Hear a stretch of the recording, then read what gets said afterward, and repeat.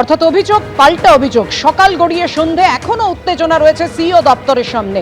সরাসরি কথা বলবো, আমাদের সঙ্গে রয়েছেন আমাদের অপর প্রতিনিধি রুমা পাল।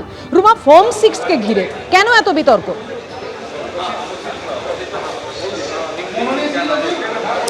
দেখো, কিছুক্ষণ আগে কিন্তু মুখ্য নির্বাচনী আধিকারিক মনোজ কুমার আগরওয়াল প্রেস মিট করলেন এবং স্পষ্টতই জানালেন যেটা সরকারি অফিস, যে কেউ আসতে পারে। ডাক বিভাগে সে যে কোনো ডকুমেন্টস জমা করতে পারে, সেটা রিসিভ করে সেখান থেকে এবং তারপর সেটা সিনিয়র সেকশনে যায় এবং সিও অনেক সময় জানতে পারেন না যে ডাক বিভাগে কিভাবে আসছে, কোন ডকুমেন্টস আসছে। এবং সেক্ষেত্রে জানিয়ে রাখি, সব ক্ষেত্রে ফর্ম 6 নিয়ে যে এই বিভ্রান্তি তৈরি হয়েছে, প্রথম কথা হচ্ছে যে ফার্স্ট ফেজ ইলেকশনে যে লাস্ট ডেট অফ নমিনেশন হচ্ছে 6 এপ্রিল, অর্থাৎ 27 তারিখ পর্যন্ত কিন্তু ফর্ম 6 যারা দেবেন তাদেরটাই কিন্তু এই ভোটের জন্য ইনক্লুড হবে। কিন্তু সেকেন্ড ফেজ যেটা ইলেকশন রয়েছে, সেক্ষেত্রে কিন্তু last date of nomination 9 April, সেক্ষেত্রে 30 তারিখ পর্যন্ত যারা ফর্ম 6 দেবেন তাদেরটাই ইনক্লুড হবে। এর পরে যারাই দেবেন সেটা কিন্তু এই ভোটের জন্য হবে না, এটাই কিন্তু তিনি স্পষ্টতই জানালেন। একদম একদম ফর্ম 6 নিয়ে তৃণমূলের যেটা অভিযোগ সেটা খারিজ করে দিয়েছে সিইও দপ্তর। ধন্যবাদ তোমায়। রাজ্য সরকারের সমর্থন আছে বলে কোনোভাবেই এই যে আবেদনের পরিধি সেটা পেরোতে পারে না মামলাকারী, কড়া বার্তা দিল আজকে হাইকোর্ট।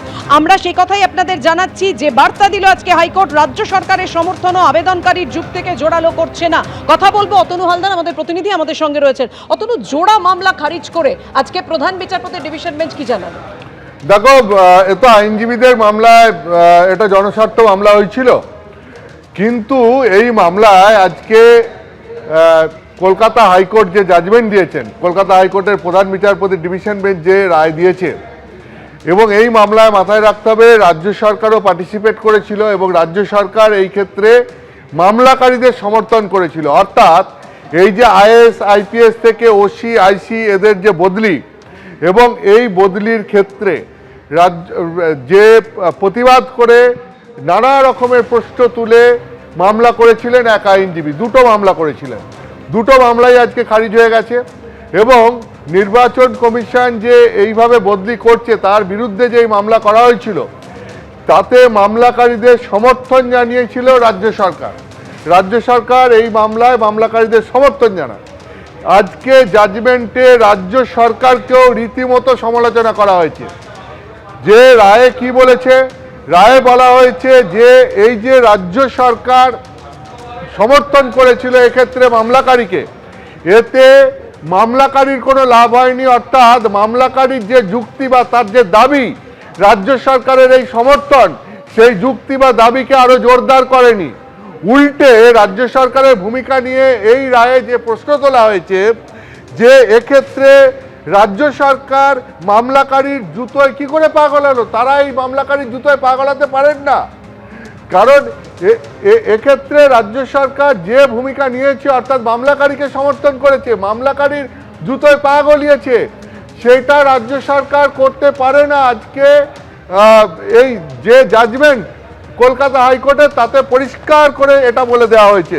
ফলে এটা শুধুমাত্র যে মামলাকারী এই নির্বাচন কমিশনের এই এত অফিসার বদলির সিদ্ধান্তের বিরুদ্ধে মামলা করেছিলেন, এটা তার পক্ষে যেমন ধাক্কা, এটা কিন্তু একই সঙ্গে রাজ্য সরকারের পক্ষেও একটা ধাক্কা। দ্বিতীয়ত আমি তোমাকে বলছি, যেই মামলার দ্বিতীয় গুরুত্বপূর্ণ দিক কি, যেই মামলায় চিফ ইলেকশন কমিশনার তার বিরুদ্ধে অভিযোগ নিয়ে আসা হয়েছিল যে চিফ ইলেকশন কমিশনার তার সঙ্গে উচ্চ পদে থাকা রাজনৈতিক ব্যক্তিদের যোগাযোগ রয়েছে। কিন্তু এই যে জ্ঞানেশ কুমারের বিরুদ্ধে অভিযোগ নিয়ে আসা হলো, সেখানে কলকাতা হাইকোর্ট বলছে মামলাকারীরা অভিযোগ করেছেন ঠিকই, এটা একেবারে মৌখিক অভিযোগ, তারা তাদের যে দাবি সেই দাবির সপক্ষে কোনো প্রমাণ দাখিল করতে পারেননি। ফলে তাদের অভিযোগ হচ্ছে ভিত্তিহীন, ফলে এই অভিযোগ গ্রহণযোগ্য নয়। এটাও আজকে কলকাতা হাইকোর্ট স্পষ্ট করে দিয়েছে।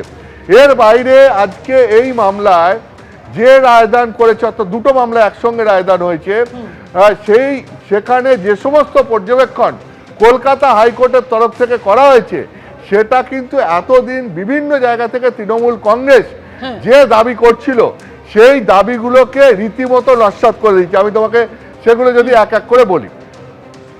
সেটা হচ্ছে এক সবথেকে গুরুত্বপূর্ণ হচ্ছে যে কোন পরিস্থিতিতে কি জন্য বদলি সেটা জানাতে বাধ্য নয় নির্বাচন কমিশন।